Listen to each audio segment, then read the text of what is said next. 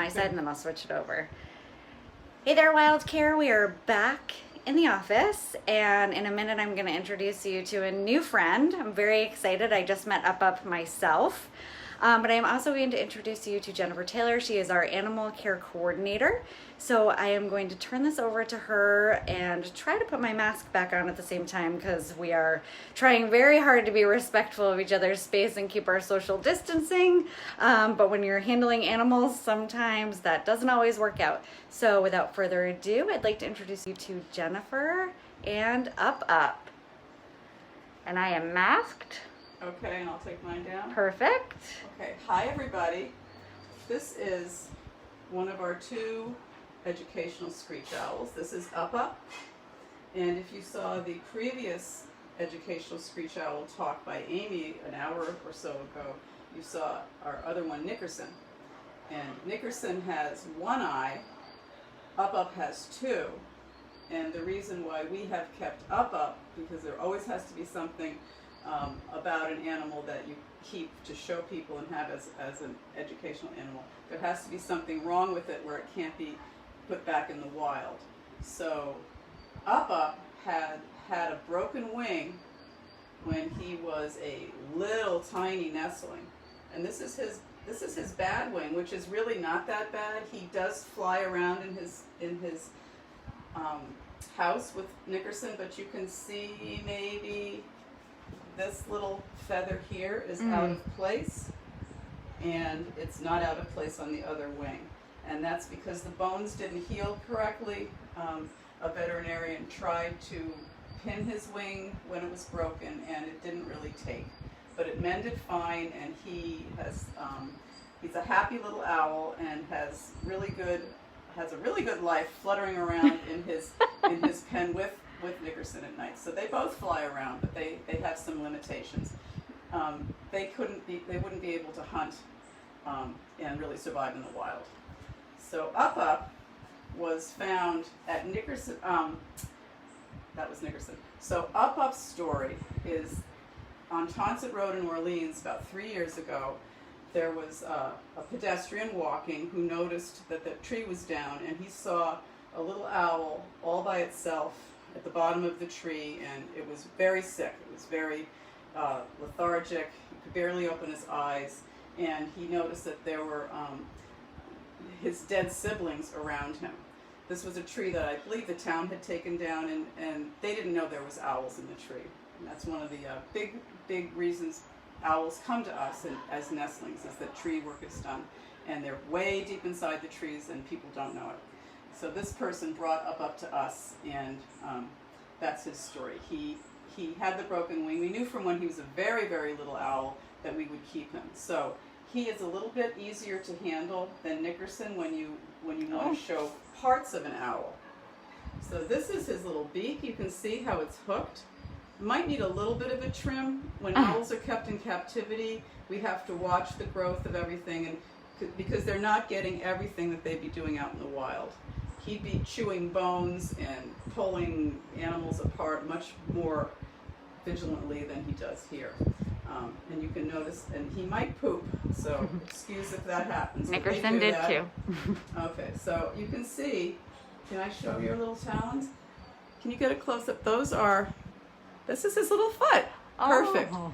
And he opens them up, and he might squeeze me and it might hurt, but there you go. So you can see that he's got little pads of very textured skin, if you can see that. And those are made to grab little animals. That's what owls eat. They are carnivores, and they pretty much eat everything. This is a very tiny owl. People ask how big he's going to get, but he is 3 years old, and this is a full-grown screech owl. And they eat, in the wild, little screech owls eat a lot of bugs. They love caterpillars and spiders. They eat frogs. They eat crickets. They eat a lot of the smaller rodents like mice, and I would assume that they're eating shrews too. Salamanders, little snakes. And something about this little owl is that he's a predator. He catches all these little live animals to eat himself, but he's also a prey animal. These little owls will be eaten by bigger owls at night. And that's one of the reasons why he's not really displaying his paranoia about being caught. But if we were outside, he'd be looking at all the trees and looking around him all the time for predators. They are vulnerable when they're out like this, exposed, and they normally would be up against a tree. Yeah, are you getting a little bit stressed? Okay, so what we're going to do, I'd like to show you how camouflaged this little owl is.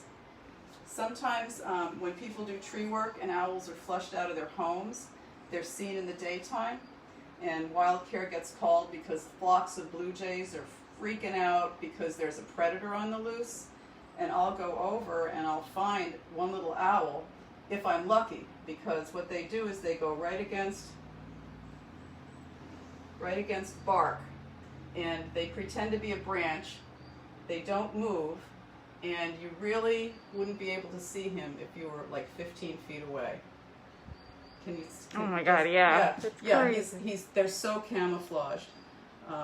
Screech owls come in 2 different colors, and they can be with each other. His mother might have been a red morph, and his father might have been a gray morph. He's a gray morph bird. That is, you can see that he's got a lot of gray morphs, and then there is talk about a brown morph that they might be naming as official. He's got a lot of brown streaks. And you're lucky to see him today with all his feathers, because he's going to be molting. He's starting to molt already. And when they molt, you get to see what owls look like without feathers, which if you would Google that, you might be really extremely surprised at how tiny his little body is inside there. He only weighs about 200 grams. And that profile, where you can barely see the beak, when his feathers are gone, that beak's probably 1.5 inches long. And he looks like a whole different animal. Their ears are right in back. I'm sure I'm not going to be able to show you his ear hole, but right in back of his eye. Whoops. All right. Okay, you don't want me to touch your ear? Oh. They have a little hole. If you're familiar with lizards, birds are a lot like lizards. Shh, are you getting stressed out? Okay, I'm going to put you. You want to go down in here? You want to go down in a hole? Up, up. There you go. Is that better? Okay. So they have these big holes as ears right in back of their eyeball, and their eyeball is so big, you can see that they're big, but inside their eyeball is shaped not like our eyeball. Here's my little graphic. If you know what a floodlight bulb looks like, that's what it's like. So the reason why he moves his head so much is because he cannot move his eyeballs back and forth. You know, like when a doctor says, follow my finger with your eyes and not move your head? Up would not be able to do that. So he has to move his whole head, and I'll try to show you. Can we demonstrate how you move your whole head? You're going to go up, up. I named him up because he responded to the up when I get him on my finger. Aww. So he's going to be looking at something. You can see. Can you make a motion over there so he looks at you? Up. No, he's not complying. Usually he's fixed on something, and I'll move his body. There we go. You see how his body's moving? Yeah. And his head is not. That's because he is just going to be fixed on it. And if there's kind of a fun thing you can do, if you take a paper towel roll and cut it in half, and you can pretend to be an owl, and you'll see, if you pretend that your little brother is going to come up to you and, poke you with a stick or something like that, and you're trying to follow him around with these like this is what an owl would see. And you are going to have to move your head to follow your little brother. And so the owls, that's how they developed, because their eyes had to be so big because they're only out at night, and they have to have night vision. Their eyes are so big that they can't move them. And that's pretty amazing. Okay, you're getting a little stressed. Is that how he cools himself off, Jennifer? That is a mechanism, but it's also a sign of stress. So we probably should end this. I think we will try then. to respect our birds' wishes. So I hope that you had some fun with Up, And I'm sorry you couldn't see him in person because it is different. But hopefully next year we can have another baby shower and you guys can come. Okay, say bye-bye, Up. Bye-bye, Up. There you go. Thank you so much, everyone, for joining us.